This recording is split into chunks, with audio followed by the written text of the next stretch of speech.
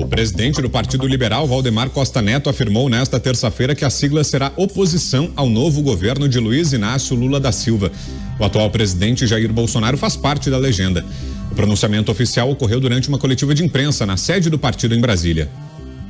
O PL não renunciará às suas bandeiras de ideais, será oposição aos valores comunistas e socialistas, será oposição ao futuro presidente. Nos sentimos muito felizes se o presidente Bolsonaro assumisse a presidência de honra do Partido Liberal. Hoje,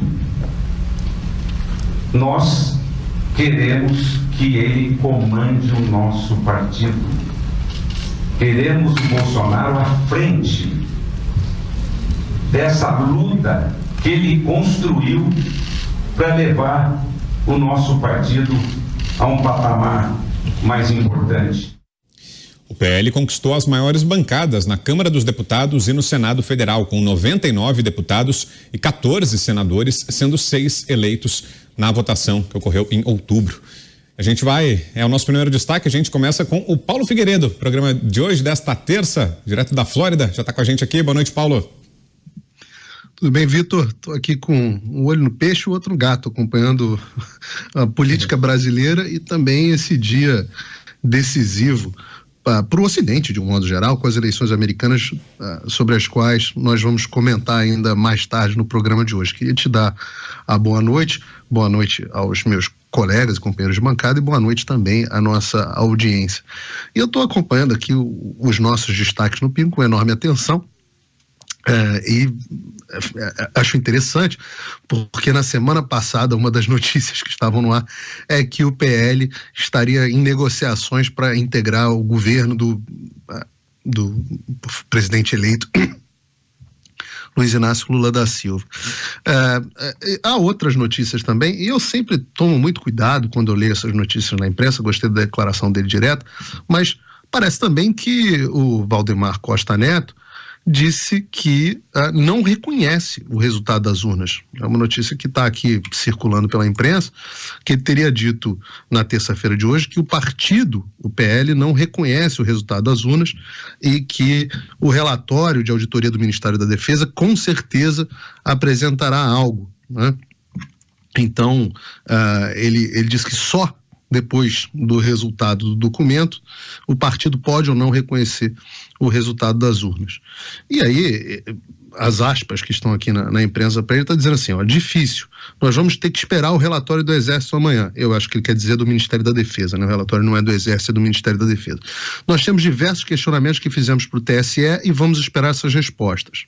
Amanhã eles, Ministério da Defesa, vão trazer alguma coisa e eu não tenho dúvida disso, senão eles já tinham liquidado o assunto.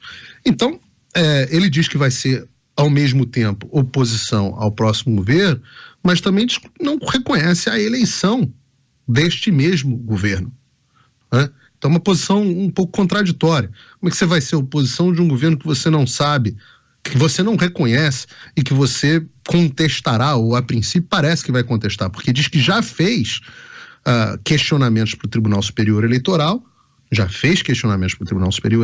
e o Tribunal Superior Eleitoral não respondeu ainda.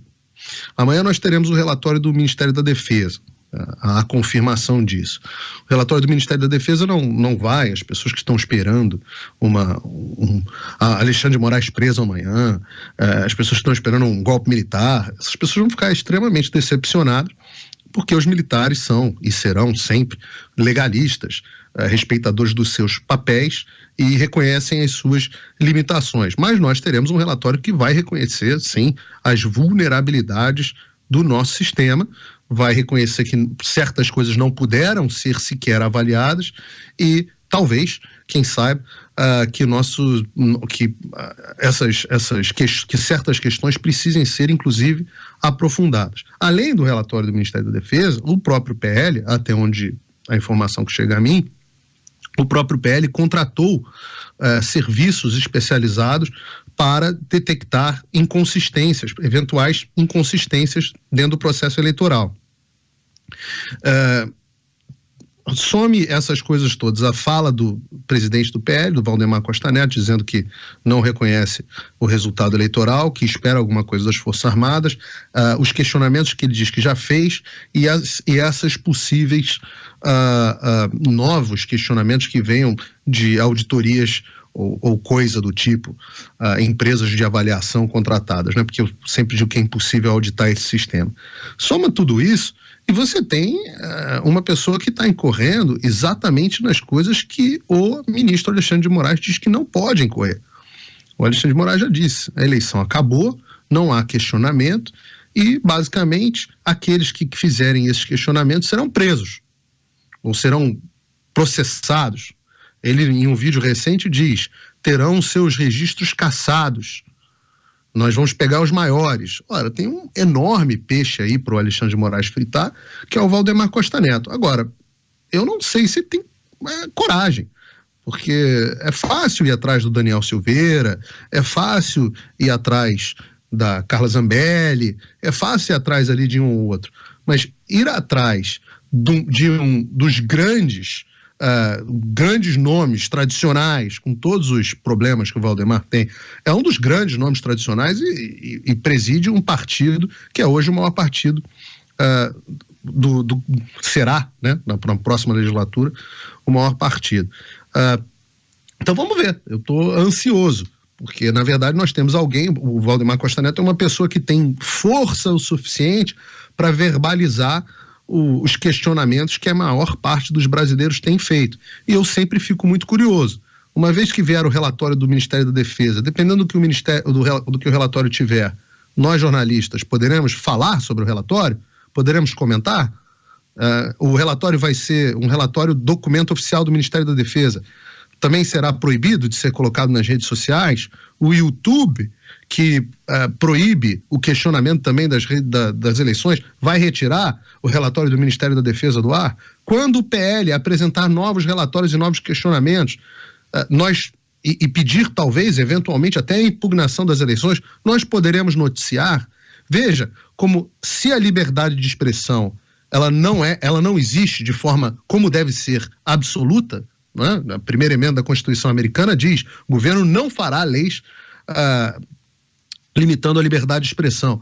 Então, se a liberdade de expressão não é absoluta, você fica em zonas cinzentas do que você pode falar, do que você não pode falar, como vários jornalistas têm medo do que podem falar ou não. Lembrando a vocês que estão nos assistindo que eu tive o meu Telegram, a minha rede social, e agora de forma confirmada, eu tive o meu Telegram bloqueado pelo Tribunal Superior Eleitoral, simplesmente porque eu, como jornalista, disponibilizei o documento que o argentino apresentou lá na sua famigerada live. Eu disponibilizei o documento e isso gerou o bloqueio das minhas redes sociais. Obviamente, nós não estamos vivendo em situações normais no Brasil, né? Porque essa perseguição à liberdade de expressão é absolutamente inédita no país, pelo menos desde o fim do regime militar e depois que os governos voltaram para os civis. E você, Fernão Lara Mesquita, que nos diz, Fernão, desse pronunciamento de Valdemar Costa Neto, presidente do PL, garantindo que o partido será oposição no novo governo de Lula. Boa noite, Fernão. Bom, é melhor que alguém fale, pelo menos fale em fazer oposição, do que estar como está a maioria dos membros dos poderes que tem o papel de governar numa democracia, né, que estão silenciosos. Eu acho esse o aspecto mais preocupante do quadro brasileiro hoje, né? Você tem uma última instância do judiciário que se manifesta antes das manifestações das três primeiras, então não é mais uma última instância, é a única instância, né? Esse quadro de anormalidade é que justifica que todo esse povo esteja na rua, né? Eu acho que a coisa não está propriamente presa a um aspecto particular, se tem ou não tem uma fraude, etc. Questões que estão por ser postas na mesa, se é que serão, né? Mas esse aspecto, quer dizer, de você ter todos os seus direitos suspensos, né? Não existe mais o devido processo, as pessoas que são atingidas pelos atos institucionais do Supremo Tribunal não têm, o seu caso não é apresentado nem ao seu próprio advogado, corre tudo em segredo, enfim, nós estamos debaixo de um quadro de ditadura, né? E o silêncio do judiciário como instituição, né? Com a sua própria anulação é que é altamente preocupante, né? O silêncio do legislativo, que também está nessa mesma canoa, quer dizer, sendo humilhado e ofendido a toda hora, tendo as suas leis pisoteadas, tendo a sua Constituição pisoteada, e ninguém se manifesta. Isso é que é o dado preocupante da situação do Brasil no momento. A análise agora é do Paulo Eduardo Martins, hoje com a gente aqui em Os Pingos nos Is, nosso comentarista convidado. Bem-vindo, Paulo. Boa noite. Boa noite, Vitor. Boa noite, Paulo Figueiredo. Boa noite, Fernão. Boa noite a todos que nos acompanham. Essa posição do Partido Liberal era uma posição salutar, era necessário isso, né? O Partido Liberal, historicamente, ele era um partido aí que compõe o centrão, era essa a cultura do partido, mas com a vinda do presidente Bolsonaro e diversos outros parlamentares, lideranças que foram sendo forjados nesse processo, o partido hoje tem uma tendência a ter uma cor, a ter um lado, né, a ter uma cara e a ocupar um dos polos do debate público no Brasil, da luta política no Brasil. Eu entendo que essa situação da esquerda num ponto e o liberal conservadorismo de um lado, ela vem para ficar, não vem mais aquela forma de partidos de centro, social-democratas, aquelas coisas que tornavam o Brasil um samba de uma nota só ou uma democracia maneta, né, que era tudo do centro para a esquerda. Agora nós temos essa realidade e diante de tudo que o PT representa, com a força política que o PL sai, com 99 deputados eleitos, o Brasil precisava que o PL tomasse essa decisão. E é um partido de oposição. É claro que a tensão dentro do partido, ela vai ser permanente, porque há parlamentares que vêm de outro momento, com outra cultura política, que podem achar interessante estar mais próximo do governo, mas esse partido vai ter que estar unido. Então, essa tensão permanente para dar unidade e não permitir que a esquerda, que o PT, venha a rachar a oposição, a resistência de direita, ao projeto do PT, que é um projeto certamente nefasto ao país. Ora, eu vi os colegas comentando sobre essas manifestações e a situação eleitoral, né, que também foi abordado pelo presidente Valdemar da Costa Neto, e eu entendo que isso decorre, toda essa confusão decorre de uma interferência indevida do Poder Judiciário, de ministros do Supremo, que também são ministros do Tribunal Superior Eleitoral, no processo legislativo. A discussão sobre as urnas eletrônicas no Brasil não foi iniciada pelo Bolsonaro. Não começou agora. Ela ocorre há muito tempo. Tanto é que a Câmara aprovou por praticamente unanimidade projeto de lei estabelecendo o voto impresso. O Supremo foi lá e disse, não, é inconstitucional. A reação da Câmara foi, então eu preciso tornar isso constitucional. E foi debater uma PEC para implementar o voto impresso no Brasil. E o parlamento viu uma atuação do Poder Judiciário, uma interferência política, um ativismo político do Poder Judiciário jamais visto. Converso com diversos parlamentares mais experientes do que eu e ninguém viu algo semelhante ao que ocorreu naquela ocasião, onde houve inclusive reunião de ministro, presidente do tribunal, com presidentes de partido, alteraram membros da comissão que estava discutindo a PEC, porque os deputados que acompanharam os debates, dos técnicos que foram convidados lá por todos os partidos, inclusive pelo PT, eu era o presidente e aprovamos todos os requerimentos de convite, e eles estavam convencidos que era necessário haver essa modificação no processo. Aí um depoimento, eu estive em audiência com o ministro Alexandre de Moraes naquela época, na presença do deputado Felipe Barros, do deputado do PT, Arlindo Quinalha, onde argumentei o que fiz a vida inteira sobre esse tema. Não é nem a questão de haver fraude ou não haver fraude, é a questão de convencer as pessoas de que a escolha delas foi respeitada. Se houver alguma dúvida nesse nosso sistema, que é um sistema que você tem que confiar pela obscuridade que ele apresenta, você tem que confiar e acabou. Se houver alguma dúvida pertinente, essa dúvida for ganhando a sociedade, você tem uma crise de legitimidade do eleito. Era isso que eu dizia. A resposta do ministro para mim foi: deputado, quem perder sempre vai reclamar. Esse argumento não serve. A situação social está aí. Exatamente como eu descrevi, como eu temi que viria a acontecer. Não só pela situação eleitoral, mas uma série de interferências que as pessoas questionam, soma-se isso ao resultado e elas estão aí sem entender ou sem aceitar bem o resultado que foi proclamado aí pelo tribunal, com inclusive eleito um cara que foi condenado e teve a sua condenação, inclusive confirmada por esse próprio tribunal há alguns anos, e hoje vai ter a faixa da presidência da República. Era muito fácil saber que isso não daria certo. Sabe aquela série Breaking Bad, que o cara faz uma besteira e depois ele começa a tentar consertar e a besteira só piora? É isso que a gente está vivendo no Brasil. Nós estamos vivendo um Breaking Bad jurídico, estrelando Alexandre de Moraes.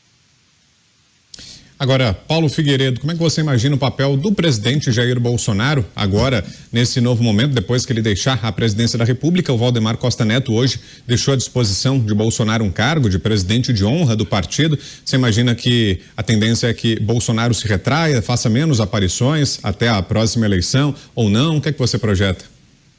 Não, a tendência, que eu projeto é que Bolsonaro vai ser preso. É isso que eu projeto.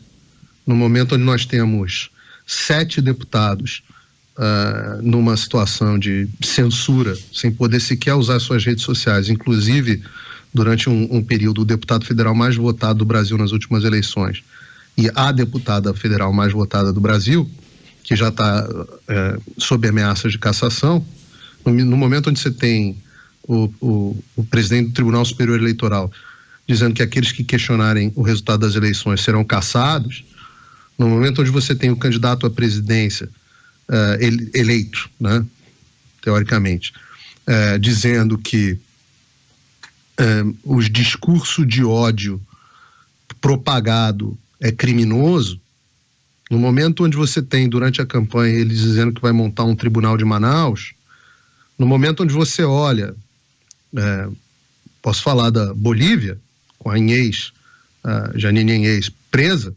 depois de ter seguido todo o rito constitucional, foi presa por supostamente dar um golpe, né?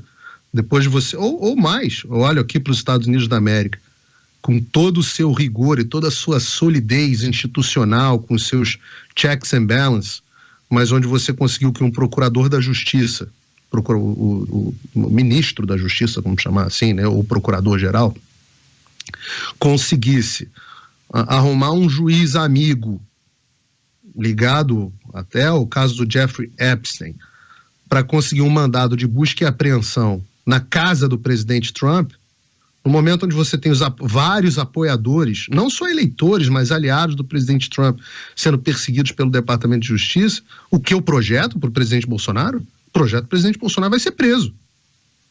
Ou vocês acham que eles vão deixar um homem que arregimenta multidões,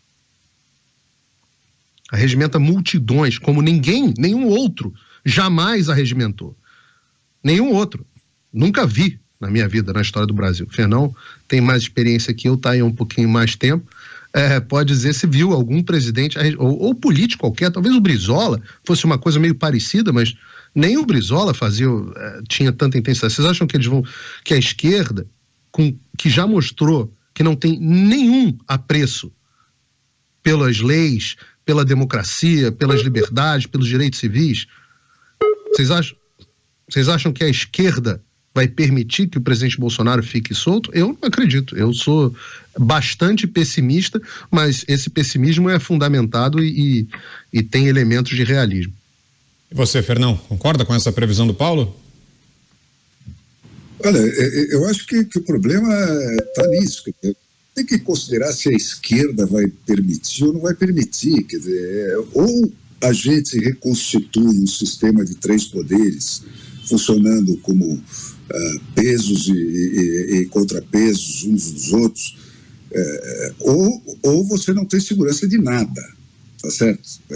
Então, essa questão se a esquerda, o que a esquerda gostaria ou deixaria de gostar, tem também uma direita supostamente maluca que gostaria de coisas igualmente radicais, mas é para isso que existe esse sistema, né, que foi a única invenção da humanidade para contrabalançar essa coisa, para você não ficar na dependência do filho psicopata do último rei, né, sem saber o que vai acontecer com você, né? Então, para isso existem constituições e tal. Nós temos tudo isso. Agora, está na hora dessas instituições, como instituições, inverterem o jogo e darem elas 48 horas para o STF, para o seu canto, e ficar no seu devido lugar. Ou, senão, você usa os dispositivos que estão previstos para fazer essas coisas acontecerem, né? Porque uma coisa está clara, né? Enquanto for permitido ao STF agir como ele está agindo, e dar sequência a essas ordens malucas, a esses atos institucionais de cada meia hora, né, o judiciário e o legislativo são café com leite, né, não existem mais, né, eles deixam de existir. Então, está na hora de repor as coisas no seu lugar, e quem vai fazer isso, quer dizer, eu vejo aí nesse quadro de enfrentamento com o país congelado, né, na sequência de uma eleição, metade da população na rua porque se sentiu justamente espoliada, né, violentada nos seus direitos, desrespeitada no seu direito de ter e apresentar dúvidas e receber respostas, né? E é por isso que ela está na rua. E isso é uma força que tem o peso de metade do país, né? E essa força precisa ser acatada por alguém, né? E o melhor que pode acontecer para o país é que as instituições acatem essa força, né? Se invistam dessa força para fazer valer o seu papel constitucional e institucional, né? Enquanto eles permitirem ser chutados como estão sendo, sem reagir, você não está só traindo essa metade do Brasil, você está traindo o país inteiro, né? Só que vai virar isso que está aí, né? Um impasse que a qualquer fósforo riscado explode. Então nós precisamos encontrar uma maneira de sair disso, e já está claro que você tem no judiciário um quadro de aparelhamento tal das instâncias de controle, de corregedoria, que ninguém no judiciário individualmente pode se manifestar porque é imediatamente fuzilado, né?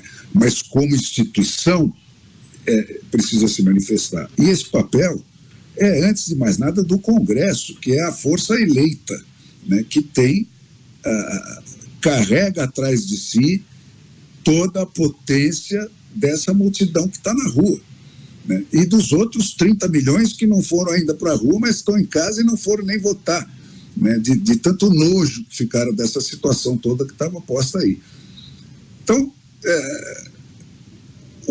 o legislativo é que tem que tomar essa atitude, porque ele está investido da força do voto. É claro, está num momento de transição, tem novas maiorias que foram eleitas que ainda não estão lá, mas isso precisa acontecer o quanto antes, porque a cada minuto que nós passamos sem tomar essa atitude, fica mais difícil vir a tomá-la mais para frente, né? Então isso é uma coisa urgente e precisa acontecer. Paulo Eduardo, diga lá. O Fernão fez a observação sobre o legislativo, o Congresso, né, que tem que tomar essa força. Veja, Apenas uma pequena parte do Congresso hoje está disposta a isso, fala disso e aceita enfrentar isso. Uma outra parte teme, uma outra parte não entendeu o problema ainda, mesmo já tendo sido atingido. E isso é extremamente grave. Veja, a imunidade parlamentar, aquela que está no artigo 53 da Constituição, deputados e senadores são invioláveis por quaisquer opiniões, palavras e votos, ela foi revogada, ela não existe mais. Ela não existe mais. E, num primeiro momento, o próprio parlamento concordou com isso, que foi no caso do Daniel Silveira, que deveria responder ao Conselho de Ética da Câmara, não ocorrer como ocorreu. Né? Você